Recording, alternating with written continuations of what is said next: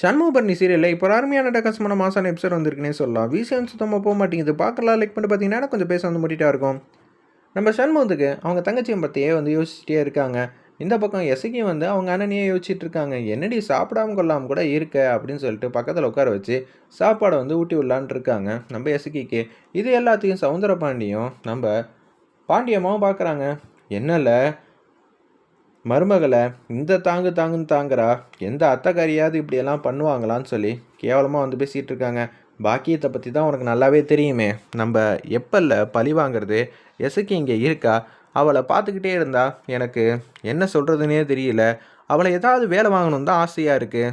இருக்கா பாக்கியம் எங்கேயாவது வெளியில் போகலான்னு பார்ப்போம். இல்லை கொல்லை பக்கம் எங்கேயாவது போனால் நம்ம ஏதாவது எஸ்கி கிட்டே வந்து வம்புல போங்கிற மாதிரி இவங்க வந்து யோசிச்சுட்டு இருக்காங்க. அக்கா நம்ம வம்புழுக்கணும், ஆனால் தெரியாமல் இருக்கணும் சரியா அப்படின்னு சொன்னோன்னே சரி பார்த்துக்கலாங்கிற மாதிரி தான் யோசிச்சுட்ருக்காங்க. ஏலே சாப்பிடல என்ன இல்லை ஒவ்வொரு வாட்டியும் வந்து உனக்கு இதே மாதிரி சொல்லிக்கிட்டே இருக்க முடியுமா அப்படின்னு சொல்லும்போது, அத்தை எனக்கு என்னோட அம்மாவை ஞாபகம் வந்துருச்சு அப்படின்னு சொல்லும்போது, சூடாமணியும் இங்கே தான் எங்கேயாவது இருந்து பக்கத்துலேயே பார்த்துட்ருப்பா. நமக்கு சூடாமணி தானே வரப்போகிறா. நிச்சயம் சூடாமணிங்கிற பேர் தான் நான் வைக்க போகிறேன். பாத்தியா யாருக்கு யார் பேரை கொண்டு வந்து வைக்க போகிறாங்களாம். சூடாமணியை பத்திரமா அமுச்சு வச்சதே நான் தான். அப்படி இருக்கிற சூழ்நிலையில் இப்போ திருப்பியும் அந்த பேர் வைக்க போகிறாங்களாம். சவுந்தரபாண்டி இதுக்கெல்லாம் நீ ஒத்துக்காத. அக்கா முதல்ல அவ சாதிச்சு காட்டணும், அதுக்கப்புறம்தான் பேர் வைக்கிறதெல்லாம் அப்படின்னு சொல்லி இந்த பக்கம் யோசிச்சுட்டு இருக்காங்க சவுந்தரபாண்டியனும் பாண்டியம்மாவும். சரியில்ல நீ சாப்பிட்டு நல்லா உறங்கு, அப்புறமேட்டு எதுவாக இருந்தாலும் வந்து பார்த்துக்கலாம் அப்படின்னு சொன்னேன். எனக்கு மாடியில் கொஞ்சம் வேலை இருக்குது, நான் மாட்டுக்கு மாடிக்கு வந்து போகிறேன்னு சொல்லிட்டு மாடிக்கு போகிறாங்க நம்ம பாக்கியம். அப்போன்னு பார்த்து பாக்கியம் வந்து மாடிக்கு போயிட்டா, இப்போதைக்கு யாரும் இல்லை, நீ ஏதாவது ஒன்று பேசு, நான் பக்கத்தில் வந்து ஒளிஞ்சிக்கிறேன், ஏதாவது ஒன்று பேசி வம்புல் இல்லை அப்படின்னு சொல்லும்போது, ஆமாம் சண்முகம் வந்துட்டானா என்னை தூக்கி போட்டு மிதிப்பான், அதுக்காக தானே இப்போ ஒளிஞ்சிக்கிறேன். அக்கா என்னை மட்டும் கோத்து விடலான்னு பார்க்குறியா? நிச்சயம் இது எல்லாத்துக்கும் காரணம் நீ தான் சொல்லி அதுக்கும் ஒரு திட்டம் வச்சுருக்கேன். முதல்ல எஸ்கியை நான் வம்பு எடுத்துகிட்டு வரேன்னு சொல்லிட்டு உட்காந்துட்டு இருக்கிறப்ப யாராவது தண்ணி எடுத்துகிட்டு வாங்களே அப்படின்னு சொல்லி அந்த இடத்துல வந்து கேட்குறாங்க. யாருமே வந்து வரமாட்டேங்கிறாங்க. என்னது மாமனார் வந்து இப்படி பேசிகிட்டு இருக்காரு, சரி நம்மளே தண்ணி எடுத்துகிட்டு வருவோம்னு சொல்லிட்டு பாக்கி வந்து ஆல்ரெடி தண்ணி வந்து சொம்பில் வந்து வச்சுருக்காங்க. அந்த சொம்பை வந்து கொடுக்கலான்னு வராங்க. என்னம்மா பரவாயில்லையே, நான் கத்துனது என் பொண்டாட்டிக்கே வந்து கேட்கல, ஆனால் உனக்கு கேட்டிருக்கு பாரு, எனக்கு ரொம்ப சந்தோஷமாக இருக்குது அப்படின்னு சொல்லி பேசிக்கிட்டு இருக்காங்க.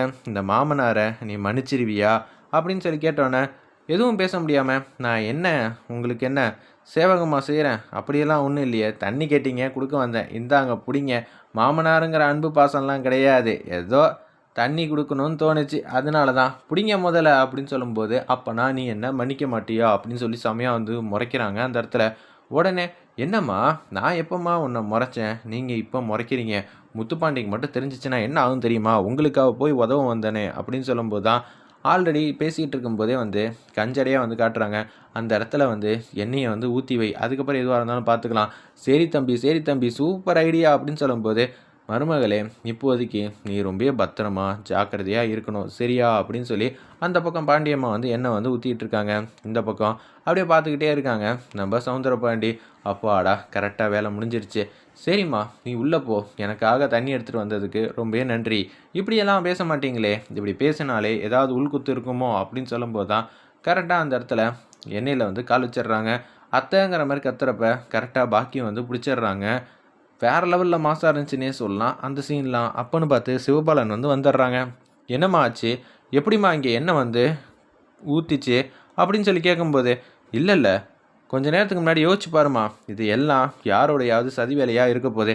ஏய் என்னடா எது எடுத்தாலும் டேரெக்டாக பேசுகிறா, நான் தண்ணி வேணும்னு கேட்டேன், அவள் தண்ணி எடுத்துகிட்டு வந்து கொடுத்தா, கீழே என்ன இருந்துச்சுன்னா பாக்கியம் தான் இந்த பக்கம் வந்து சமையக்கட்டுக்கும் கிச்சனுக்கும் மாறி மாறி போயிட்டு இருந்தா, தட்டில் எண்ணெய் வச்சு எடுத்துகிட்டு போனாலா, அவகிட்ட கேளு, இவ்வளோ எண்ணெய் இங்கே கொட்டியிருக்குன்னா நிச்சயம் கப்பை எடுத்துகிட்டு அப்படியே ஊற்றினாதாம்மா உண்டு, என்னது சாப்பாட்டில் இருக்கிற எண்ணெயா இதெல்லாம் அப்படின்னு சொல்லி கண்ணா அப்படின்னான்னு திட்டுறாங்க. இது எல்லாத்துக்கும் காரணம் இவங்க தான் அப்படின்னு சொல்லிட்டு இருக்காங்க.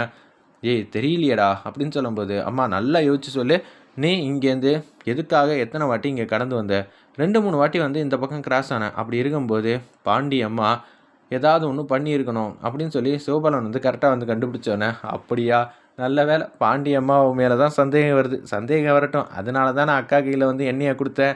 சிவபாலா எப்படி இருந்தாலும் எங்கள் அக்காவை ஒரு வழியாவது அடிச்சிடுறா, நான் பார்க்கணுன்னு தானே யோசிக்கிறேங்கிற மாதிரி சவுந்தரபாண்டி வந்து சூப்பராக வந்து யோசிச்சுட்டு இருக்காங்க அந்த இடத்துல. அப்போன்னு பார்த்து எசக்கி, நான் ஒன்றே ஒன்று கேட்குறேன், நீ சொல்கிறீங்களா? சொல்லு சிவபாலா. நீங்கள் இங்கேருந்து தண்ணியை எடுத்துகிட்டு போகும்போது இங்கே என்னென்னலாம் இருந்துச்சு நீங்கள் பார்த்துருக்கலாம்ல. இல்லைப்பா, மாமனார் வந்து அன்பா பாசமாக வந்து பேசினார். அதுக்கப்புறம் தான் இங்கே இது மாதிரி ஆச்சு. ஓ, மாமனார் அன்பா பாசமாக வந்து பேசுகிறாங்களா? இந்த சைக்கிள் கேப்பில் தான் பாண்டி அம்மாவை பக்கத்தில் இருந்து பார்த்தியா அப்படின்னு சொல்லி கேட்கும்போது, டேய் நான் தான் பக்கத்தில் இல்லவே இல்லையே, அதுதான் சந்தேகம் இல்லை, அதனால தான் நீ மாட்டிக்கிட்ட. இப்படி அன்பா பாசமாக பேசிக்கிட்டு இருக்கிறப்ப எசக்கியோட முழு கவனத்தையும் வந்து தசை திருப்பிட்டீங்க, அதனால தானே இப்படி ஆச்சு அப்படின்னு சொல்லும்போது, பாத்தியாம்மா இதெல்லாம் நீ இன்னும் வீட்டில் வந்து வச்சிருக்க பற்றியா, நான் என்னத்தை சொல்கிறதுன்னு தெரிலங்கிற மாதிரி பாக்கியத்துக்கிட்ட வந்து சிவபாலன் பேசணுன்னே கடுப்பாயிட்டாங்க நம்ம பாக்கியம். வேறு லெவலில் மாஸ் பண்ணுறாங்க. ஏலே நீ எல்லாம் சத்தியமாக திருந்த மாட்டியான்னு சொல்லி கன்னத்திலே பலார்னு அடிக்கிறாங்க. உன் பையனும் மருமகளும் சொன்னதுனால நீ என் கன்னத்திலே வந்து அடிப்பியா? பாக்கியம் நான் யார் தெரியுமா அப்படின்னு சொன்னேன். அத்தை பேசாமல் பஞ்ச் டயலாக்லாம் சொல்லாமல் போனால் கூட ஒரு அடியோடு விட்டுருவாங்க. நீ தேவைலாம் பேசி வாங்கி கட்டிக்காத அப்படின்னு சொல்லும்போது, இன்னொரு வாட்டி என் மருமக பக்கம் வந்த அதுக்கப்புறம் நான் உன்னை சும்மா விட மாட்டேன், நான் என்ன செய்வேன்னு எனக்கே தெரியாதுங்கிற மாதிரி பாக்கியம் வந்து சொல்லிவிட்டு, அம்மா மதினியை முதல்ல உள்ளே கூட்டிகிட்டு போமா, அதுக்கப்புறம் எதுவாக இருந்தாலும் பார்த்துக்கலாம் அப்படின்னு சொன்னோன்னே அப்படியே எசக்கியை வந்து கூட்டிகிட்டு உள்ளே போகிறாங்க. என்ன அத்தை, இது மாதிரியெல்லாம் ஒரு விஷயம் நடக்கக்கூடாதுன்னு தான் நான் வந்து எதுவும் வந்து வராமல் இருந்தேன். இங்கே வந்து பார்த்தா இப்படியெல்லாம் நடக்குது. அண்ணங்கிட்ட மட்டும் சொல்லிடாத, நான் இருந்து பத்திரமா பார்த்துக்கிறேன்ல, நானும் சிவபாலனும். பாண்டிக்கு இதை பற்றி எதுவும் சொல்லாத அப்படின்னு சொல்லும்போது, சும்மானு இருமா, பாண்டிக்கிட்ட இதெல்லாம் சொல்லாதங்கிற, எதுவாக இருந்தாலும் புருஷனுக்கு வந்து தெரியணும். இப்பயே நீ ஃபோன் அடித்து சொல்கிறியா இல்லை நான் சொல்லட்டுமான்னு சொல்லி நம்ம சிவபாலன் வந்து கேட்டோன்னே, அதெல்லாம் ஒன்றும் வேணாம் சிவபாலா, சொல்ல வேணான்னொன்னே பாண்டிக்கு வந்து ஃபோன் அடிக்கிறாங்க. முத்துப்பாண்டிக்கு, என்ன நடக்குது அண்ணே, நீ முதல்ல எதுவாக இருந்தாலும் வீட்டுக்கு கிளம்பி வா, இங்கே என்ன தெரியுமா நடந்துச்சுன்னு சொல்லி நடந்த விஷயத்தெல்லாம் வந்து சொல்கிறாங்க. ஏல திருந்தவே மாட்டாங்களா அவங்க அப்படின்னு சொல்லும்போது, தெரியலண்ணே, சண்முகத்துக்கிட்டேருந்து போராடி இந்த வீட்டுக்கு வந்து வந்திருக்கோம், இது மட்டும் சண்முகத்துக்கு தெரிஞ்சா என்ன ஆகும் தெரியும்ல.